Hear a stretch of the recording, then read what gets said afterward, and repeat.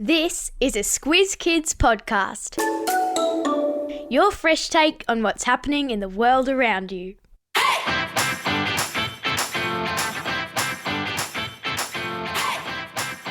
Each week we give the world globe a spin and see where we land. Then we take the kids of Australia on an audio excursion to visit that country and its people. I'm Amanda Bauer, and today on Squiz the World we're visiting a country that gave us the tango, soccer superstar Lionel Messi, and it's a place where it would be quite challenging to be a vegetarian. Strap yourselves into the Squiz Kids super-fast supersonic jetliner as we take off and take a squiz at Argentina.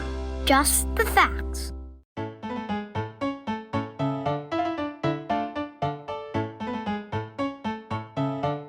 Argentina is on the east coast of South America, and it's famous for having both the highest and lowest points in the southern hemisphere. Another geographical feature of Argentina is that the city of Ushuaia is the closest city in the world to Antarctica.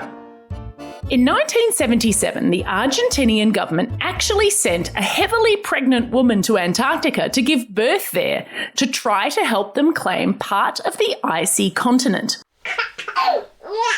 Baby Emilio Marcos Palma is recognised by the Guinness Book of Records as the first known person to be born on the Antarctic continent, but the rest of the world has not recognised Argentine Antarctica. So that chilly birthday backfired. Brr. Speaking of politics, Argentina is now a democracy, but it had a complicated 20th century. The military overthrew the government 6 times in the middle of last century. The 21st century also didn't start particularly well. Starting in December 2001, Argentina had 5 presidents in just 2 weeks. Its economy was in a terrible depression. Half of the country was considered to be living in poverty. And after huge protests and riots, the president resigned and fled the capital, Buenos Aires, by helicopter. Over the next 2 weeks, 3 other people were temporarily president until a new president managed to stick it out in the Pink House for a whole year. Argentina continues to have a high poverty rate, although the economy has improved and democracy has stabilised. What? Oh, you want to know more about the Pink House I mentioned? You know how in America the president lives and works in the White House? Well, in Argentina, the president works in a building that officially has a very boring name, but it's pink. So the locals call it the Casa Rosada, or Pink House. If you've ever heard of the movie Evita, or the song Don't Cry For Me, Argentina, it was from the balcony of the Casa Rosada where, in the 1950s, the Argentinian president and his wife, Eva Perón, addressed their masses of supporters. I'll put a link in your episode notes to the Pink House. Whenever you travel, it's important to learn a few words in that country's language. It's a great way to show respect. So let's Learn the lingo. Argentina is the largest Spanish-speaking country in the world, and we've got Squiz Kid Ignacio, who lives in Sydney and has an Argentinian dad, to teach us a typical Argentinian greeting. Hola, ¿qué tal, che? What he's saying there is the Argentinian version of hello, hey, how's it going? The word che is a kind of filler word that means something similar to hey, which might surprise those of you who are familiar with Che Guevara, the Argentinian political revolutionary. His real name was Ernesto Guevara, but he said che so much when he talked that it became his nickname. So, if you want to sound like a local in Argentina, you'll want to sprinkle che around. Give it a try. Hola, ¿qué tal, che? People are always really grateful when you just try to speak their language. They may even thank you for it. We learned how to say thank you in Spanish when we went to Costa Rica. Who can remember? Gracias! So, gracias to you, Ignacio.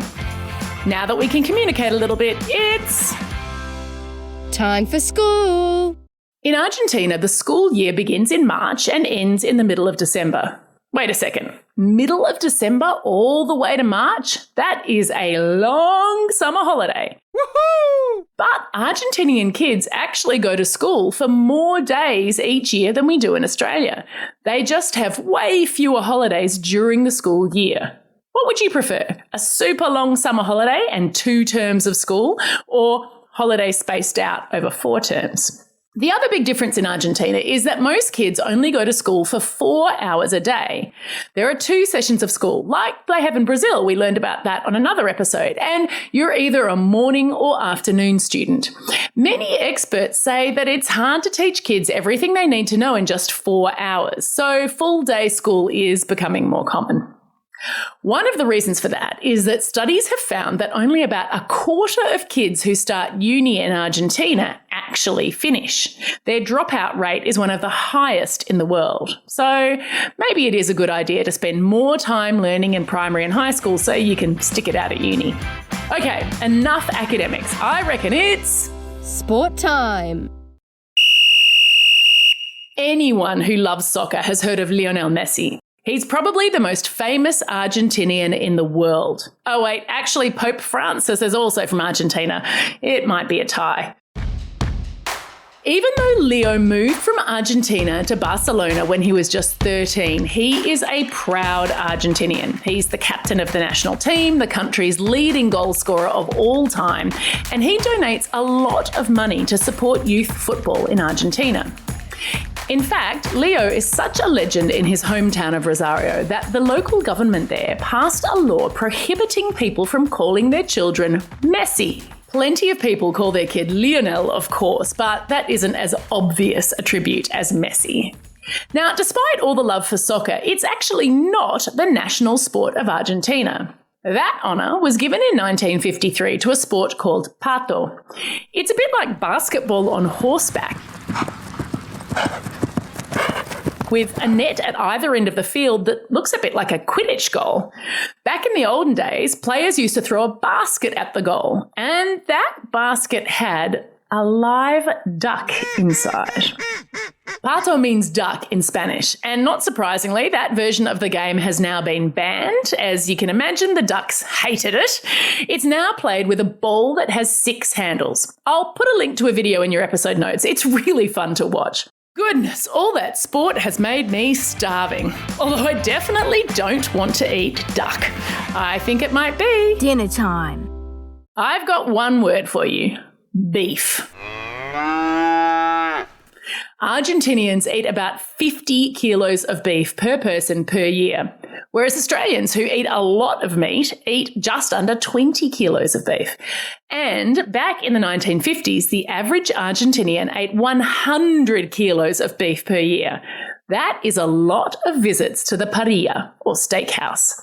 So yes, the national dish of Argentina is an asado, which is a variety of barbecued meat. Yummy! I've popped a link in your episode notes to a recipe for steak with chimichurri sauce. Chimichurri is a fresh green sauce that's served on top of just about everything in Argentina. And for those of you who don't eat meat, I've also popped in a recipe for black bean chimichurri salad.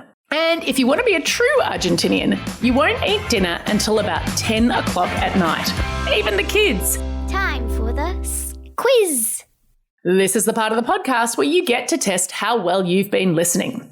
Question number 1. America has the White House. Argentina has the...